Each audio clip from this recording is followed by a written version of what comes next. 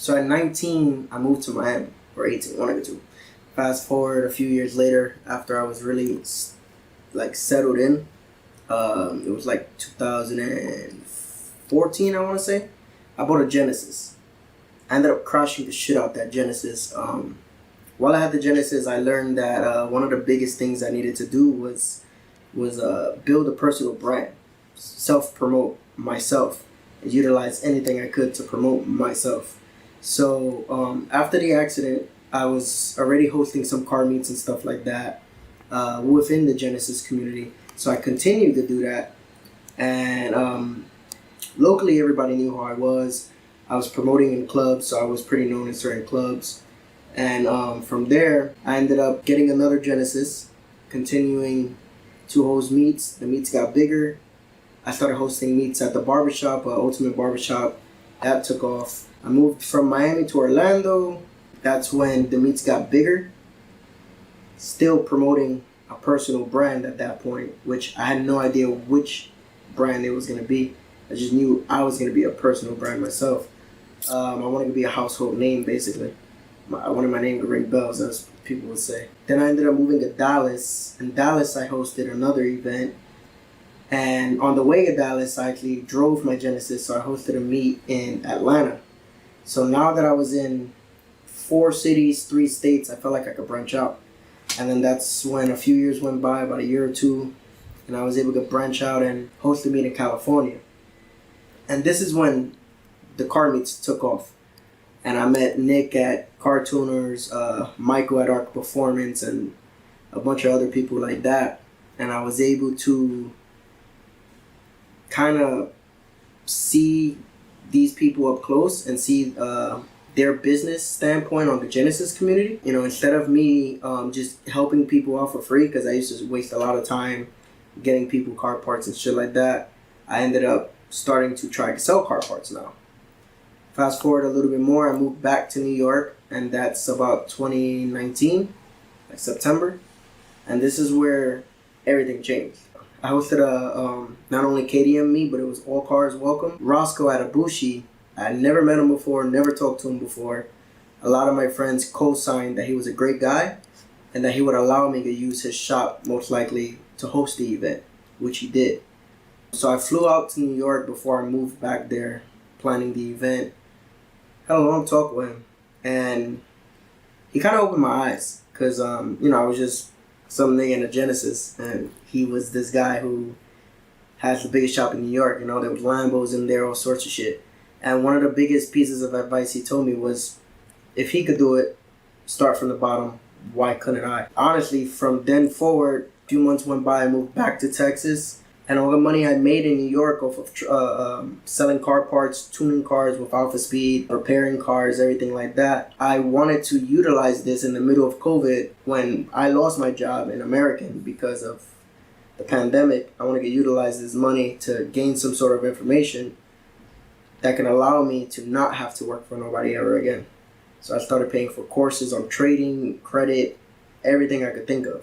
Mid-COVID, I started trading. Paper trading, honestly. I was scared to fucking use my money. A few months went by, I started using my own capital. Those stimulus checks came in, I started using that, believe it or not. And within the first few months, I was up 100K. Honestly, the first 2 months. Once I was comfortable with trading, I felt if everybody else could sell this information, I would be able to sell it to people I knew. And I wanted all of my close peers to be able to feel what I felt back when I talked to Roscoe at Abushi. The chat grew extremely fast. The first month, about 100 people. First 4 months, about 200 people. I ended up buying a GTR with trading money. I got invited to the rally by Roscoe in Miami. Race Rally Media hosted it. I met Wayne, the owner of PCNY, who he basically, for about 10 years now, has been feeding the homeless in New York every single Wednesday on 34th Street. And one of the things I was expecting from him was some advice. Honestly, I asked him for some advice, and he asked me for my story, and I gave him my story. And what he told me was, it was one of the most powerful stories he's ever heard, and that was better than advice. It kind of fueled me more. I talked to Leo, Bossman Exotics, amazing guy. He gave me a lot of business advice and a lot of life advice in about a 30-minute conversation. It was great. Being around all those exotic cars and everything like that, and business owners like myself, motivated me even more to be able to continue to push throughout a year and achieve a capital that I never thought I would reach in my life, honestly. So this is now in 2021, I believe, February. Fast forward a few months, I moved back to Florida, took a long break. I'm back 100%. All of this knowledge I've acquired, that I've spent about $140,000, $150,000 on over the course of 2 years. Create a mentorship that I'm gonna write it all out for you guys in PDFs and videos and everything possible, which would include a 2-day weekend with myself, probably in Miami. And the point of the 2-day weekend is so you could feel the feeling I felt when I first was around the exotic cars, the yachts, the condos, and stuff like that. It's some sort of chemical release in your body that you start to notice you can do that shit once you're actually there. And you notice it's not like a facade, like it's actually real. So if you guys are interested in the mentorship and we work a deal on it, included in that is your flights to Miami if you don't live there, your stay, probably a yacht, maybe a Lambo, who knows what we're gonna do, but it's gonna be a fun time. And I hope when you leave, information you leave with, you continue to study, and then you can start doing that either on your own or just for yourself. The goal is to have everybody who is willing to learn. One thing I've noticed, if you don't pay for anything in life, it doesn't matter. The problem with us is we basically think that if you can do it easily, that it's too good to be true. And that's a problem, because the things that are easy to do is because you learned how to do them correctly. So one of the main things that I'm going to go over in this is relationships. Networking is amazing. It's more important to know people than to have money, because if you don't know no one and you have $1 million, how are you going to get plugged in to do anything with that money?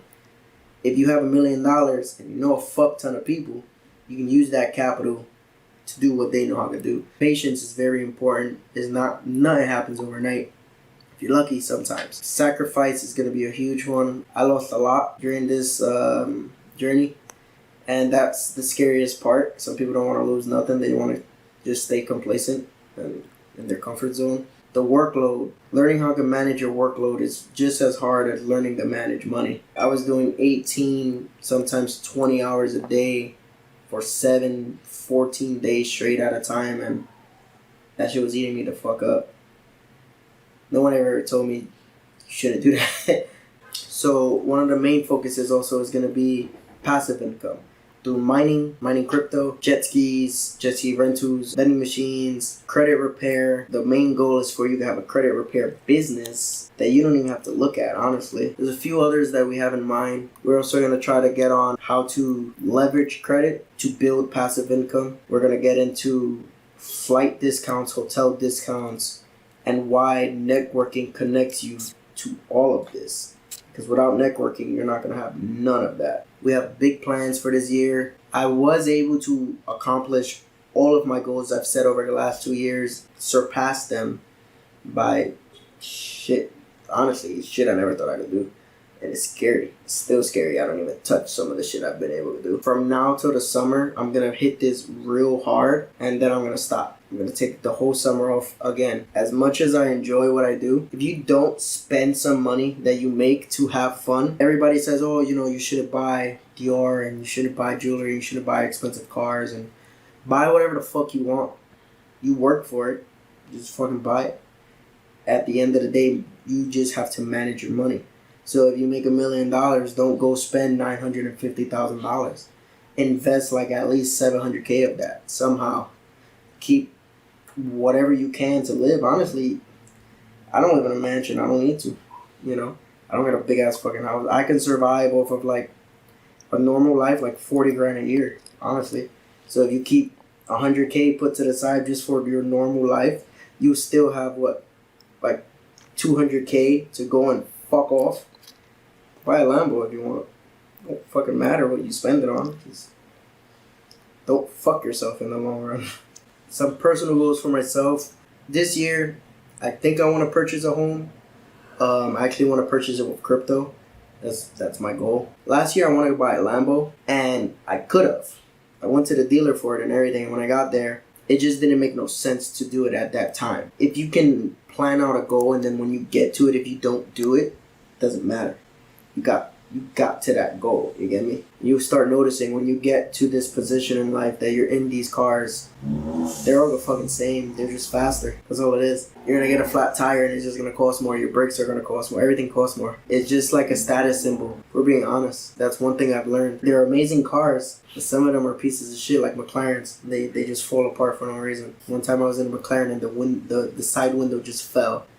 And that used to happen to my Genesis. So it just happens. Same shit. You're gonna notice people really change when you have money. You don't change when you have money. I've learned that. People around you change when you succeed. The flashiness when you go out, if you buy like a chain or some shit like that or a watch, you do it for yourself because you like it, but it's kind of like letting everybody know what you have, and they treat you differently. They might charge you more, want to be near you more, depending like that. So that's why sometimes when I go out, I don't wear anything. I like to look normal, to get treated normal. Because I feel like I ain't changed, you know? Just because the money changed don't mean shit. I'm still some dumb nigga from the hood if you really want to be true and honest. I just have knowledge now to not act like that, you know? So, besides all the rambling about me, let's talk about you, which is the most bullshit I can say. You know, you see those people on fucking social media like, yeah, you know, I'm talking to you guys. Get the fuck up. You're gonna be rich tomorrow. No, fuck that. No, that ain't how it's gonna work. You're willing to work. You're willing to listen. Follow in my footsteps. It's gonna cost, for now, $10K. Included in that would be, like I said, all of the shit mentioned, that weekend, your trip, whatever the case may be. But you have to utilize this information. So you ready? You guys know who to hit up.